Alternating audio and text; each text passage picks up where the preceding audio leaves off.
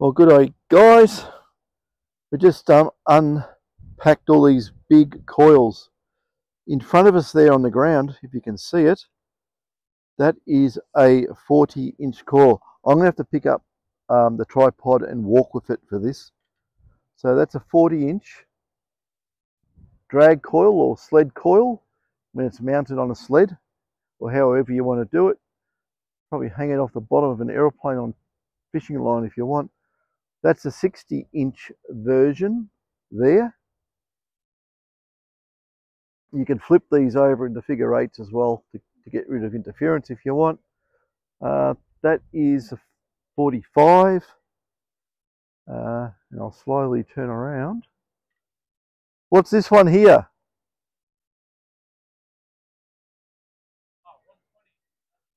120-inch coil. So that's a fairly big one. I don't want to walk into the sun because it'll blind everyone. So yeah, that's a pretty big coil, that one there. And over here, I don't know if you can see that, but there is a 200-inch coil. That is 200 inches in diameter. I was going to put the tripod down. I'll bang this around a bit.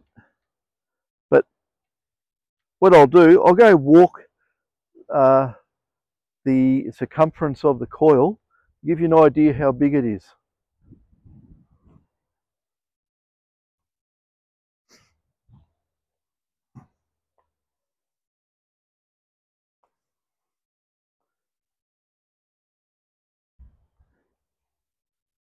So that's how big this coil is. And it was requested on special order. That's an absolute doozy. An absolute doozy of a coil. That's the biggest one we've ever made. But you could flip that into a figure eight or anything you want. And it would, yeah, it would, yeah, go deep. What we're going to do with these, we're going to fire them up and just test them. And I suppose we just have to throw cans of baked beans over the top of them to see how far they detect. Did you take the transmitter off this? Oh yeah, yeah, it's here in my pocket. Oh.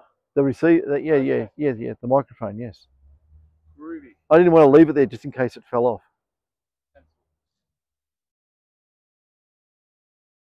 So we're going to power these coils. It looks like we're just going to initially power them up with 4500.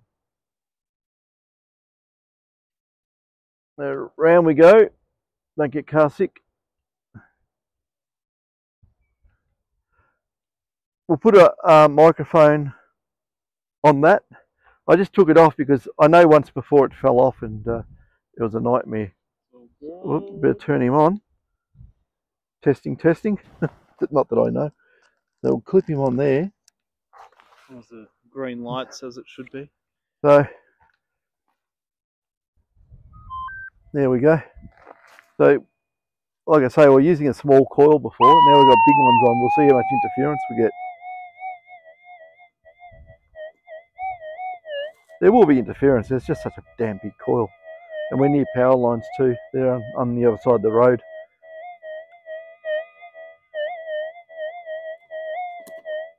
Yeah. That's a small coil. 40 inches of small coil. That's what I found a 20 ounce nugget with out at Creswick with a coil that size. It's hard to see in the grass actually where it is, but it is there.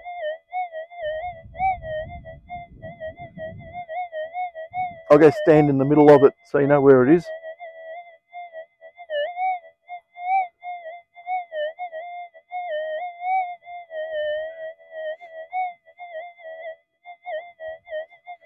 Oh, we got the test targets. Okay. Alright. So Dave's got the test targets, which is, what do we got? 5 cents. We got 5 cents? Oh yeah, 5 5 cents? 5 cents. 20 cents. Yeah, Coles branded tin. yeah, it's still the same one. And the coffee that's gone off and hard in the can, it can stay there. 500 grams. Yeah, Yeah, the dimensions. that was called emergency coffee and never got touched. I wonder why.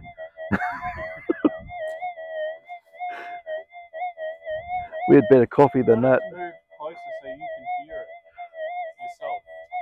Oh, I can hear it. Well, I don't want to get too close with this. Hang on. What's that, 5 cents?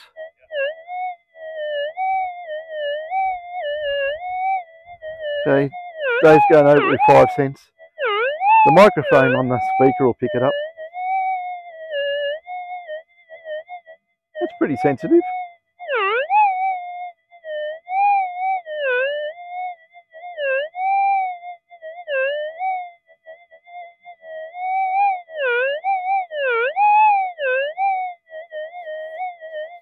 It's 20 cents, basically a US quarter. The 5 cents, what's half a dime? I don't know what half a dime is. Okay.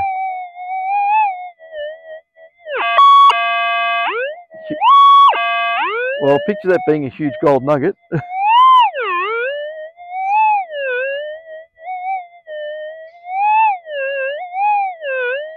Yeah, well that's getting right up there. You're digging a big hole for that, yeah. Now we wish we had our wooden ladder. Oh yes. Well, that's how I did my initial tests years and years ago with a wooden ladder, and basically cans like this. So you'll run out of height. So imagine getting a target like that in what you'd think was more or less virgin ground, and you know, dig it up and you find a piece of gold the size of that coffee can. I mean, that would make your day, wouldn't it? That would be a few kilos of gold. Dave's getting something else.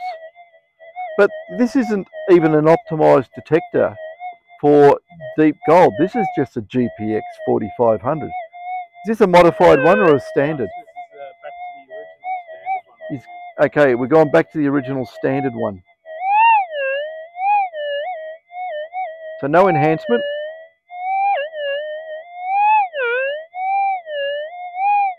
Easy, easy. Yeah.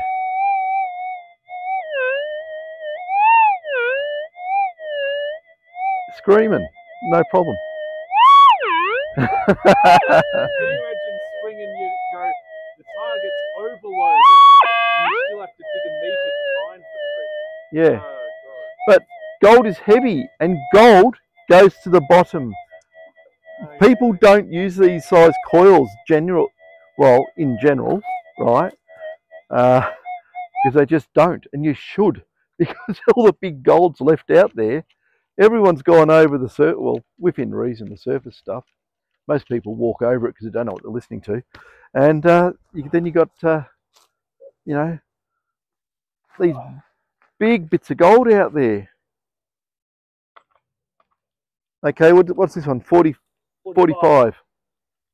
So we're jumping it over here to the 45. Actually, where I was, I could see it quite clearly. So I'll go back here. There you go. You can see it there in the sunlight. And we have these next to, all the coils are next to each other. There will be coil interaction, but you know, we don't have cubic square kilometers to put these coils out. So coils talk to each other, believe me, they do. That's 5 cents.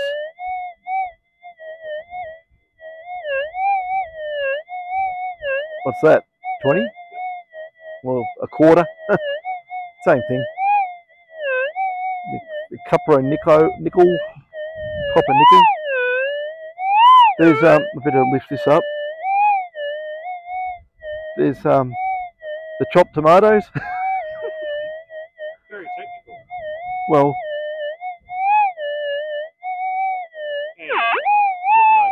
yeah. But these coils look small.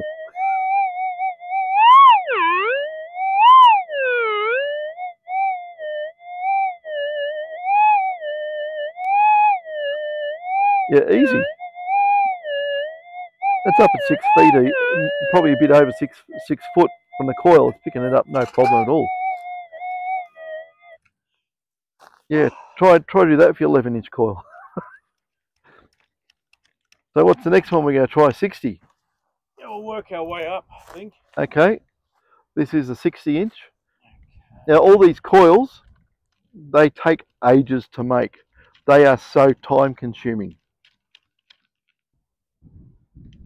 And you can't just go and bung them together. They will not work properly. You've got to be meticulous making these coils.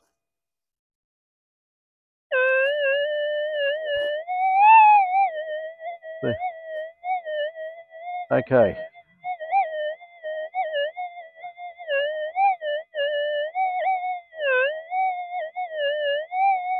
So that's the 5 cents. 5 cents. Half a dime. Starting to lose sensitivity on things that size. Yeah. I'd say. Hey guys in the US, tell me what you call something half the size of a dime, so I know what it's called. I don't know. 20 cents? Quarter? Near enough.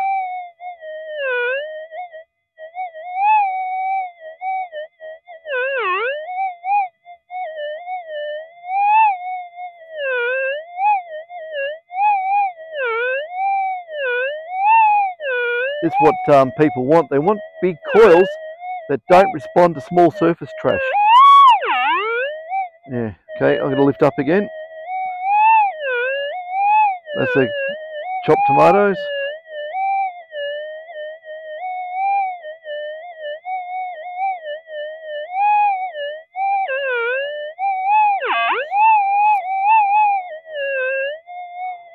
And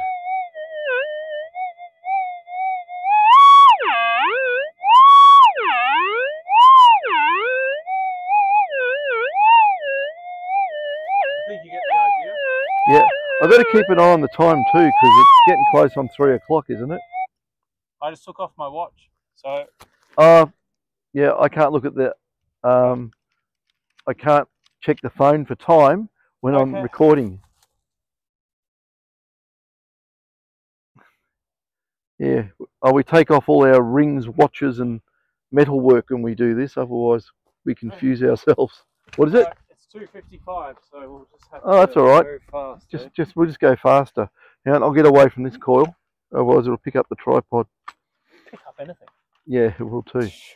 So if you can see that one there, that's 100-inch coil. Rough and ready.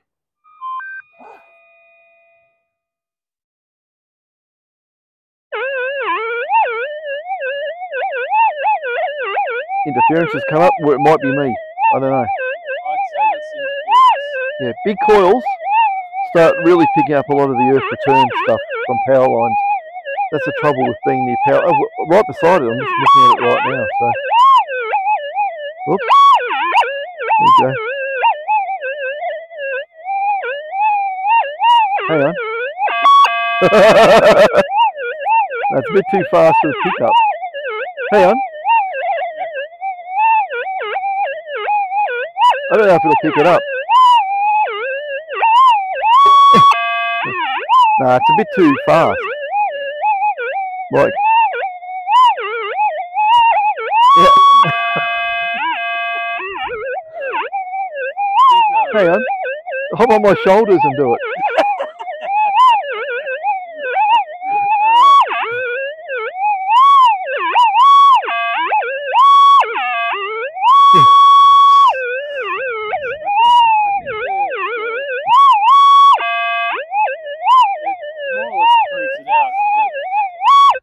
Once they get this big, you really have to just flip half of it over, I think.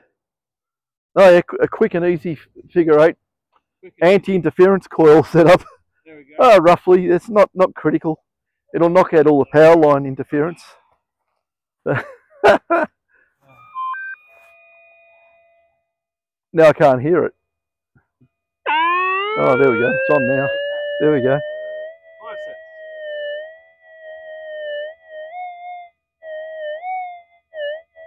I can't hear it over the tree rustle, so you hear it slightly. It's a bit. 20.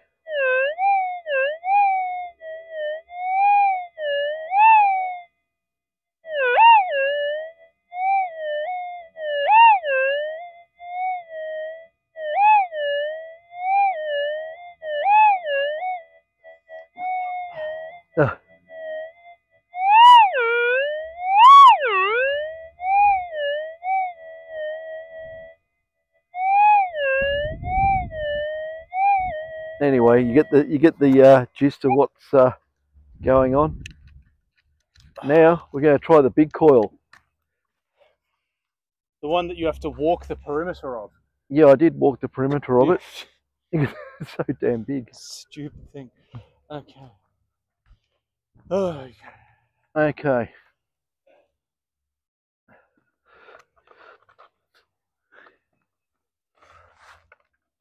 If I didn't know what this was ordered for, I'd say it was ordered by a madman.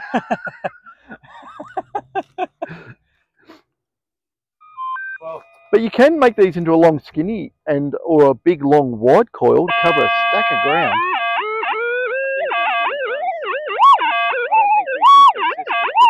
Yeah, it's bit. I think we're going to get power lines like crazy on something that big. That's all right. wow.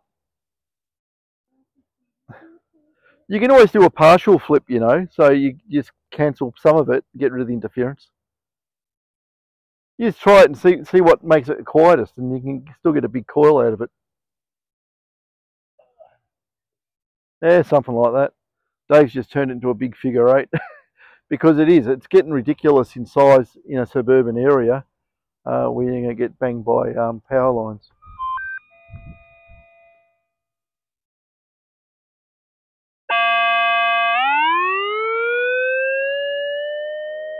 Figure 8, nice and quiet. That's gone deaf. Has it? Yeah.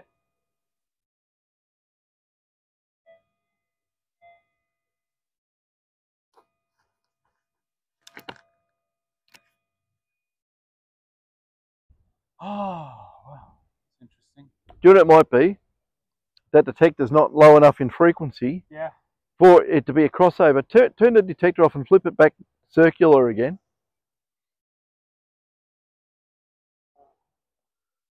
When the coils get really, this is ridiculously big, of course, you can have issues. Oh, make it a big long sausage. We'll just see.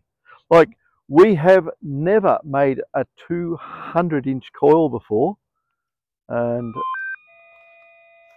we'll just see. I think it'd work all right if it was clocked down. You want to use one of the... No, it's deaf. I know why. It's too much capacitance. Way too much capacitance. If you get a variable frequency one, right, and tune the frequency down to about down to 0 or close to, it will work. Okay. Well, either way, it's probably 3:05 now. Okay. Oh dear. So what we'll have to do, we'll have to come out here with a detector set to lower frequencies for this 200-inch one. The other detectors, standard detectors, will work on everything else, work on the 100-inch, but this is getting right out there. So the guy who has the special order on that one, has he got a low frequency detector? Yeah. He has. Oh, it'll work then. That's all right. You wouldn't want to sell it to anyone who had a normal detector because it won't work. But that's just a stock standard factory 4500, guys. And this one is for us. This will go into fiberglass and be swingable. Oh dear me. The video will be made. So okay, we're going to have sore arms. Okay. I won't weigh anything. Yeah. It'll be fine. So yeah, we're going to do the pickup run. So we've probably done enough. But yeah, that coil there, have a look at it. Whoopsie, spin around. You imagine how much capacitance there is between the shielding on that and the center windings. I think it's getting a bit beyond the capability of a standard detector to really run that. You could run it on. I guarantee it'd run like a ripper on a 20 on any of the 2000s, 2100. Yeah. Anything that has a slower pulse speed or longer time duration on the pulses, with matching delay on the receive, should work absolutely beautiful on that. And yeah, that's excuse me banging around, but yeah, that's yeah, just too gigantic. I think we're pushing the limit there. So on a standard detector, maybe the 100-inch work really well. So maybe you can get to 150. Actually, what I need to do is I'll measure the capacitance of these, and that's easy enough to do. And we'll just check out where our limitation is to how big we can make a coil for a standard detector. Yeah, all good. And the bird's saying hurry up and get out of here. Okay, it's probably enough of that for the time being. So we'll probably come back here later with a lower frequency detector, either a modified GP, GPX or something, or even just sticking on the 2000. And should go, well, we have a 2000 we have to test too. So, and it has all the low frequency modifications in it. So we'll use that as well. It should work. It just, you know, been here, done it before, but not this size. This is just a crazy size coil. But I can, yeah, if you've got big flat land and you want to make a sled and drag it across, I can understand that it will go super deep, super deep. You'll be digging, you know, 25-foot holes or something like that. Anyway, catches.